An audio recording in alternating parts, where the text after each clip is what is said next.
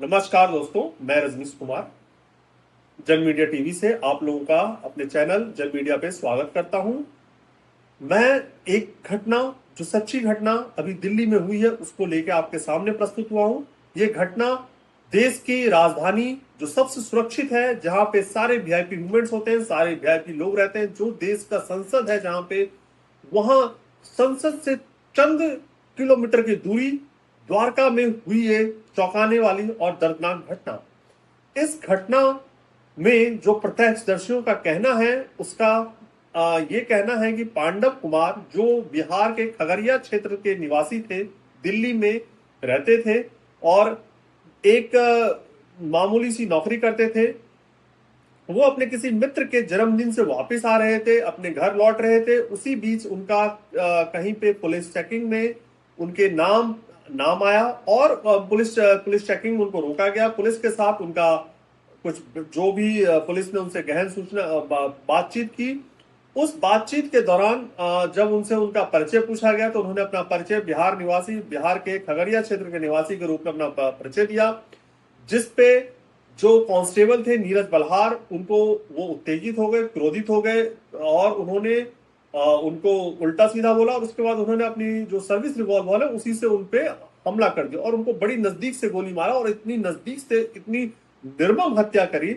और इस तरह से उनको गोली लगा कि जिससे वो गोली उनको चीरते हुए उनके मित्र को जाके लगी, जो इस समय अस्पताल में भर्ती हैं और वो भी आखिरी अपने जीवन का लड़ाई लड़ रहे हैं। अब इस मुद्दे को लेके राजनीति काफी बिहार में गर्मा गई है। विपक्ष काफी ही आक्रोशित है, सरकार पे क्वेश्चन खड़ा कर रहा है कि भाई आप क्या कर रहे हैं। बिहार में 21 साल से आपकी सरकार है, दिल्ली में आपकी सरकार है, देश में आपकी सरकार है, फिर भी बिहारियों का इस तरह के निर्मम हत्याएं क्यों हो रही हैं? क्यों ये दंश झेलना पड़ रहा है बिहार के लोगों को? बिहार के मुख्यमंत्री ने अपने राहत कोष से 8 लाख रुपए मृतक परिवार को दिया है। क्या वो 8 लाख रुपए उस मृतक परिवार के जीवन, जो 21 साल का युवक था, क्या वो 8 लाख से उसका परिवार सुरक्षित हो जाएगा? वो एक अलग लड़ाई है। लेकिन क्या बिहार के निवासी इस जो राजधानी में सुरक्षित है या नहीं है? मौके से ही नीरज बल्हार फरार हो गए थे, लेकिन जो सूचनाएं मिल रही है उस सूचना से नीरज बल्हार को रोहतक के पास से अरेस्ट कर लिया गया है और पुलिस अपना जांच कर रही है। लेकिन प्रश्न फिर से वहीं आकर रुकता है कि क्या बिहार के जो निवासी हैं, जो दूसरे राज्यों में जाके काम कर रहे हैं, क्या वो लोग अपने राज्य को जो छोड़ के दूसरे राज्यों में काम करें, क्या वो सुरक्षित हैं? क्या उनका कोई स्वाभिमान नहीं है? दोस्तों, दिल्ली या कोई भी बड़ा शहर, अगर वहां पे बिहारी मजदूरों को हटा दिया जाए तो आप समझिए कि वहां की फैक्ट्रियों को चलना मुश्किल हो जाएगा। वहां की फैक्ट्रियां रन नहीं कर सकते। इस केस में हम बिहार के लोगों को इस तरह के आतंक झेलने के क्या कारण है? हम क्यों सहते रहे? हम क्यों सहे? हमारी राजनीति इतनी कमजोर क्यों है? क्यों नहीं हमें हमारे राज्य में रोजगार दिया जाता है? क्यों नहीं वहां फैक्ट्री लगाए जाते हैं? आज तेजस्वी यादव ने बड़ा ही अच्छा बयान दिया है। उनका कुछ दिन पहले बयान आ रहा था कि टेक्सटाइल मिनिस्टर गिरिराज सिंह है। उससे पहले और भी बिहार से जो लोग थे, रविशंकर प्रसाद कानून मंत्री थे, कई लोग मंत्री रह चुके हैं, बिहार के सांसद कई केंद्र में मंत्री रह चुके हैं।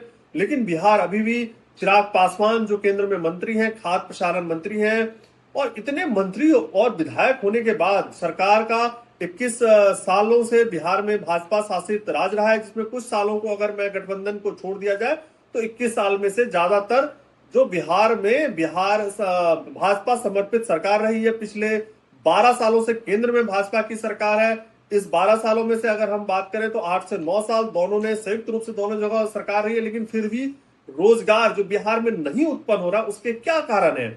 क्या बिहार को केवल मजदूरों का फैक्ट्री बनाया जा रहा है? क्या वहां से मजदूर लाके दूसरे राज्यों को पूर्ति की जा रही है और उन राज्यों का कमाई बढ़ाया जा रहा है और बिहार को बराबर पीछे पीछे पीछे पीछे करते जा रहे हैं? क्या ये हमारे बिहार के जो लोगों के साथ अन्याय नहीं है? क्या सरकार को ऐसा लगता है कि बिहारी केवल लेबर बनने के लिए पैदा हुए हैं? वहां से ट्रेनें नहीं चला दी जाती है कि आप महाराष्ट्र के लिए नई ट्रेन चला दी जाती है, गुजरात के लिए नई ट्रेन चलाई जाती है, दिल्ली के लिए नई ट्रेन चलाई जाती है, और उन ट्रेनों में लाखों में जो हमारे मजदूर भाइयां भर भर के आ जाते हैं दूसरे राज्यों में और वहां अपमानित होते हैं, वहां परेशान होते हैं और वहां फिर और वो ऐसे शिकार होते हैं। तो मेरा जो मांग है सरकार से और प्रशासन से वो यही है कि आप इस केस को जल्दी जल्दी सॉल्व करें और साथ ही कोई ऐसी व्यवस्था करें कि जो बिहारियों पे इस तरह के अत्याचार ना हो। क्योंकि इससे पहले आपने देखा था महाराष्ट्र में मराठी समाज जो है वो बहुत ही एग्रेसिव हो चुका था बिहार के अगेंस्ट में। वहां अभी भी भाषा को लेके बिहारियों को टारगेट किया जा रहा है। तो क्यों? क्या बिहारी का कोई आत्मसम्मान नहीं है? क्या बिहारी इंसान नहीं होते हैं? क्या बिहारी केवल मजदूर बनने के लिए पैदा हुए हैं या बिहारी का अपना स्वाभिमान है? क्योंकि बिहार इज अ प्राइड दोस्तों, बिहार हमारे लिए स्वाभिमान है, रहेगा, था। क्योंकि बिहार ने इस देश को आजादी का पहला, अगर कोई शुरू हुआ था, चंपारण से शुरू हुआ था। इस देश में बुद्ध बिहार से आए थे, गुरु नानक साहब के 10वां वो बिहार से थे। तो बिहार ने बहुत कुछ दिया है। बिहार जो शिक्षा का सबसे जहां पे यूनिवर्सिटी नालंदा विश्वविद्यालय था जिसको मुगलों ने जला दिया। तो बिहार कोई ऐसा नहीं है कि बिहार पिछड़ा हुआ है। बिहार